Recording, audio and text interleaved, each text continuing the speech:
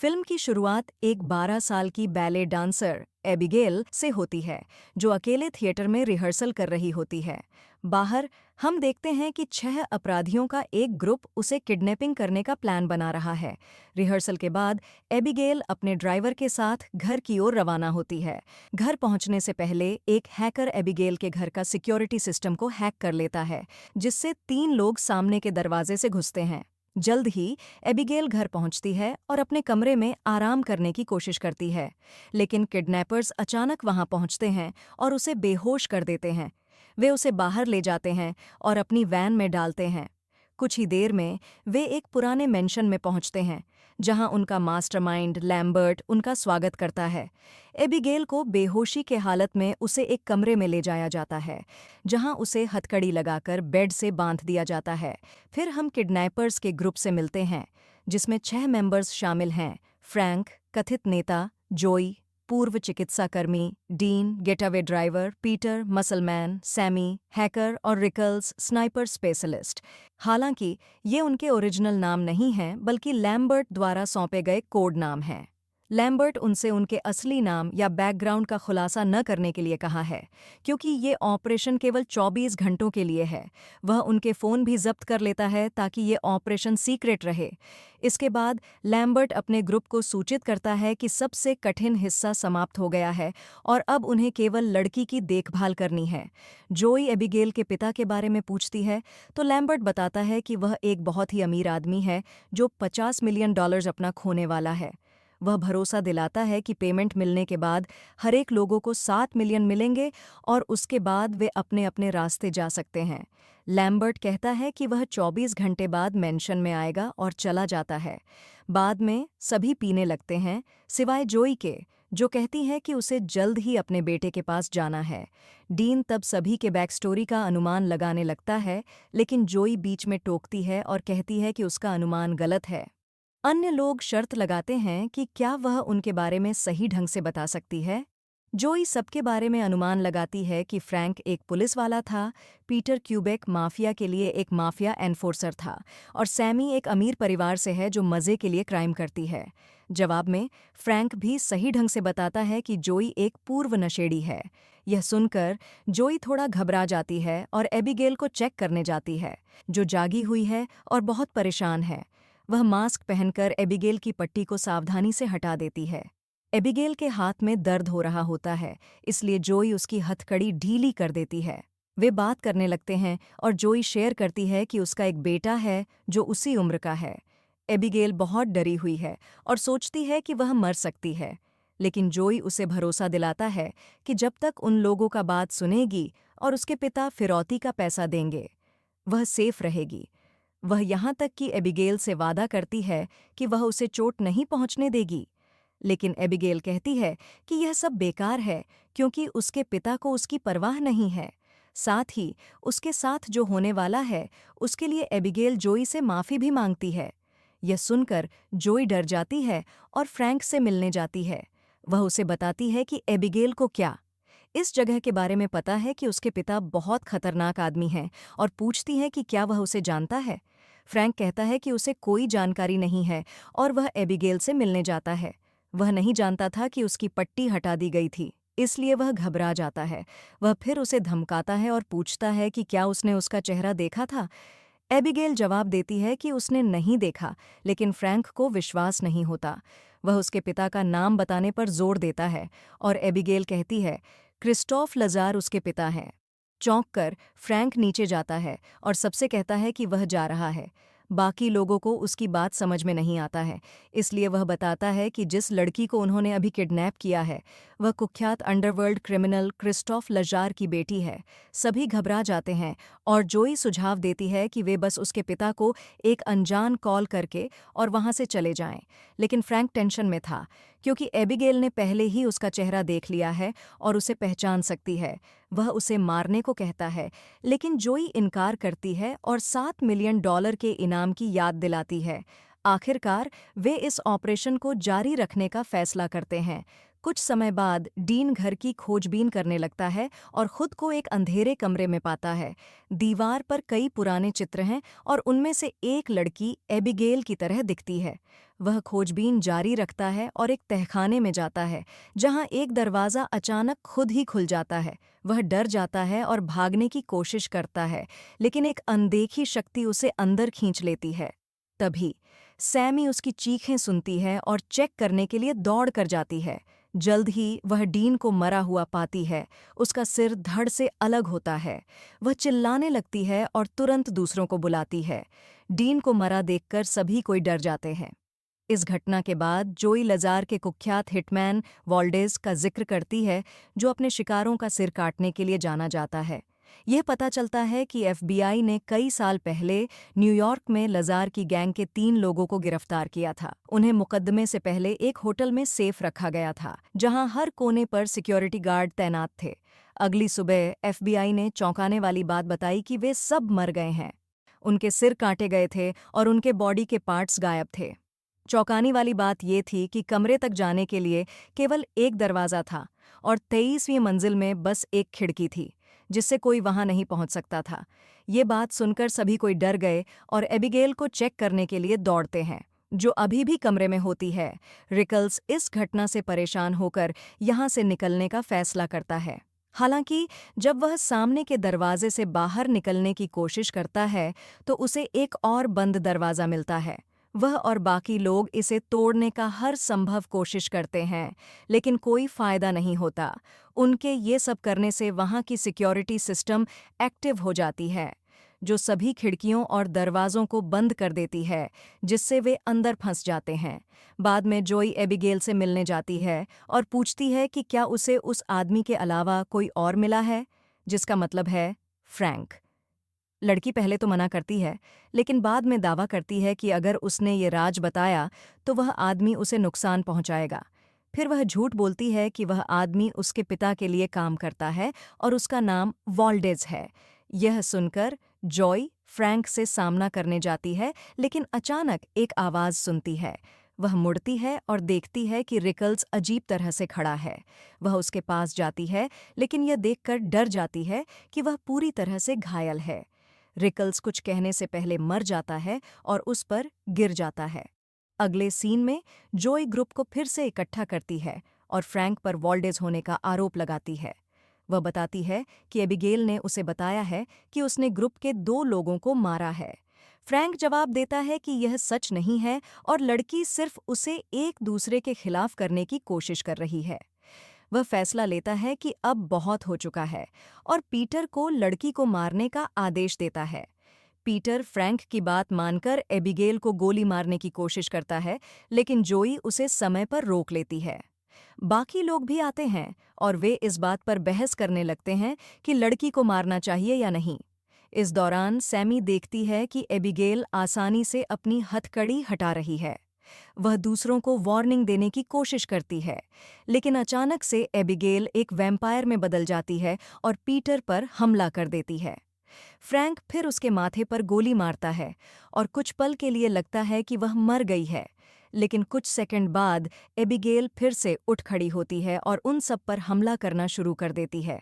आखिरकार वे लोग किसी तरह से भाग जाते हैं और उसे कमरे में बंद कर देते हैं। इस पल में उन्हें एहसास होता है कि वॉल्डेज की इम्पॉसिबल मर्डर के सभी किस्से सच हैं, क्योंकि एबिगेल ही वॉल्डेज है और वह एक वैम्पायर है। वे समझने की कोशिश करते हैं कि उससे कैसे निपटा जाए और लहसुन की कलियां, क्रॉस, सिल्वर बुलेट्स और लकड़ी की कील जैसी ट्रॉप्स का इस्तेमाल करने के बारे में सोचते हैं। इसके बाद जोई को छोड़कर सभी एबिगेल का सामना करने जाते हैं, लेकिन वह डीन की लाश के साथ नाच रही होती है। सैमी फिर उस पर लहसुन से हमला करती है, लेकिन एबिगेल उसे आसानी से काबू में कर लेती है। फिर वह पीटर को जमीन पर गिरा देती है और उसके सीने में क्रॉस मारकर उसे घायल कर देती है। इस बीच फ्रैंक उसे लकड़ी की कील से मारने की कोशिश करता है, लेकिन वह उसे बेकार कर देती है और उसकी टांग में कील से स्टैब कर देती है। हार मानते हुए तीनों नीचे जाते हैं, जहां जोई उनकी चोटों का इलाज करती है। वह सुझाव देती है कि हम एबिगेल को हरा नहीं सकते हैं, फिर भी उम्मीद है। वह याद करती है कि जब एबिगेल को उसके घर से किडनैप किया गया था तो ट्रैंक्विलाइजर इंजेक्शन से वो बेहोश हो गई थी, यानी वो काबू में आ गई थी। इसलिए वह एबिगेल को फिर से पकड़ने और उसे दवा देने की प्लान बनाते हैं। इसके बाद वे चारों अलग-अलग होकर एबिगेल को खोजने लगते हैं। सबसे पहले पीटर पर हमला होता है, इसलिए वह भागता है और उसे एक कमरे में बंद कर देता है। लेकिन वैम्पायर आसानी से दरवाज़ा तोड़ देती है और बैले डांस करते हुए उसका पीछा करती है। एबिगेल फिर फ्रैंक से मिलती है और उसे गला घोंटने की कोशिश करती है। जब सैमी बीच बचाव करने की कोशिश करती है, तो वह उसके एक हाथ को काट लेती है। आखिरकार पीटर उस पर कूद पड़ता है, उसे जमीन पर पटकता है, जबकि जोई उसे इंजेक्शन देती है। इससे एबिगेल जल्दी से बेहोश हो जाती है। जब वह जागती है तो खुद को एक लोहे के पिंजरे में बंद पाती है। एबिगेल वे लोग को बताती है कि लैम्बर्ट, जिसने उन्हें सभी को काम पर रखा था, उसके पिता के लिए काम करता है। वह बताती है कि उसने पूरी किडनैपिंग की योजना सिर्फ मज़े के लिए बनाई है और वह उन सभी को मारने वाली है। इसके बाद एबिगेल ग्रुप के हरेक मेंबर की असली पहचान के बारे में बताती है। वह बताती है कि सैमी का असली नाम जेसिका है, एक हैकर जिसने कभी लजार की एक कंपनी से चोरी की थी। पीटर का असली नाम टेरेंस है और वह एक माफिया गिरोह का हिस्सा था जिसने लजार के बिजनेस से चोरी की थी। फ्रैंक का नाम एडम बार्नेट है, एक जासूस जिसने न्यूयॉर्क में लजार के गिरोह के लोगों को गिरफ्तार किया था। अंत में जोई है, जिसका असली नाम अन्ना लूसिया है। वह एक फील्ड मेडिक थी जिसने मॉर्फिन की लत के बाद अपना करियर बर्बाद कर लिया था। एबिगेल बताती है कि जोई ने एक आदमी की नस काट दी थी जो लजार के ग्रुप का था। वह फिर बताती है कि उसने अपने पिता के बदले के लिए सभी को एक साथ लाया है। लेकिन वह यह भी कहती है कि वह किसी की भी जान बख्श देगी जो उसे आज़ाद करने में मदद करेगा। यह सुनकर पीटर उसे आज़ाद करने की कोशिश करता है, लेकिन जोई उसे गोली मार देती है।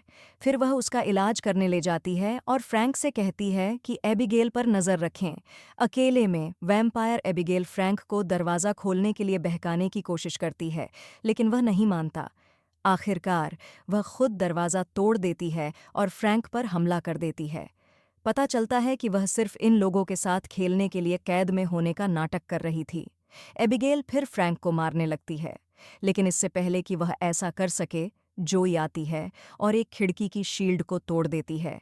इससे कमरे में धूप आती है और एबिगेल का हाथ बुरी तरह जल जाता है। इस अवसर का फायदा उठाकर फ्रैंक और जोई दूसरों के साथ लाइब्रेरी में भाग जाते हैं। वे देखते हैं कि धूप एक खास खिड़की से आ रही है और समझते हैं कि वे वहां सुबह तक सेफ हैं। बाद में सैमी सुझाव देती है कि घर के अंदर एक पावर सोर्स होना चाहिए। अगर वे उसे पा लें तो वह आसानी से उसे नष्ट कर सकती है, जिससे शील्ड हट जाएंगी। बाकी लोग को उसका ये प्लान अच्छा लगता है और वे पावर सोर्स की खोज में पेयर में बंट जाते हैं। कुछ ही क्षणों बाद एबिगेल फिर से म्यूजिक बजाती है और सैमी, जिसे पहले काट चुकी थी, उस पर कंट्रोल कर लेती है। सैमी तुरंत वैम्पायर में बदल जाती है और पीटर पर हमला कर देती है। उसे बेरहमी से मारने के बाद वह एबिगेल के कंट्रोल में बैले डांस करने लगती है। थोड़ी देर बाद जोई और फ्रैंक वहां पर पहुंचते हैं और देखते हैं कि सैमी अजीब बिहेव कर रही है। वह उन्हें बताती है कि पीटर मर चुका है और अजीब तरह से हंसने लगती है। यह देखकर वे दोनों भागने लगते हैं। उसके बाद सैमी उनका पीछा करती है। वे जल्द ही लाइब्रेरी के कमरे में पहुंचते हैं और धूप में जाते हैं। सैमी उनके पीछे आने की कोशिश करती है, लेकिन जोई उसे एक आईने के मदद से रोशनी दिखाती है, जिससे उसका पूरा शरीर टुकड़ों में फट जाता है। तभी एक सीक्रेट बुक सीरीज से दरवाज़ा खुल जाता है। जोई और फ्रैंक अंदर घुस जाते हैं। वे जल्द ही एक कंट्रोल रूम में पहुंचते हैं, जहां लैम्बर्ट शुरू से ही उनकी निगरानी कर रहा था। वे उस पर हमला करने की कोशिश करते हैं, लेकिन वह आसानी से उन्हें काबू में कर लेता है, क्योंकि वह भी एक वैम्पायर है। इसी पल में लैम्बर्ट आखिरकार पूरी सच्चाई बताता है। वह बताता है कि एबिगेल ने 2 साल पहले ही उसे वैम्पायर में बदल दिया था। तब से उसने उसे लगातार अपने पिता के दुश्मनों को यहाँ लाने के लिए मजबूर किया है। अमर होने के बावजूद लैम्बर्ट एबिगेल और उसके पिता के आदेश लेने से तंग आ चुका है। वह फिर फ्रैंक को वैम्पायर बनने और लजार के साम्राज्य पर कंट्रोल करने में मदद करने का प्रस्ताव देता है। यह सुनकर फ्रैंक उत्साहित हो जाता है और तुरंत प्रस्ताव स्वीकार कर लेता है। लैम्बर्ट फिर जोई को एक तरफ फेंक देता है और फ्रैंक की गर्दन काटने लगता है। वह उसे अपनी वैम्पायर खून पीने का परमिशन भी देता है ताकि उसकी पावर बढ़ सके। एक बार जब फ्रैंक का बदलाव पूरा हो जाता है तो लैम्बर्ट उससे कहता है कि वह जोई को अपना पहला शिकार बनाकर मार डाले। हालांकि फ्रैंक लैम्बर्ट को धोखा देता है और उसके दिल में एक कील स्टैब देता है जिससे वह तुरंत मर जाता है। इसके बाद फ्रैंक का ध्यान जोई पर जाता है और वह उसे मारने की कोशिश करता है, लेकिन उसी समय एबिगेल वहां आती है और उससे लड़ने लगती है। अपनी नई शक्ति के साथ फ्रैंक आसानी से उस पर हावी हो जाता है और उसका खून पीता है। इससे वह बहुत कमज़ोर हो जाती है और ज़मीन पर गिर जाती है।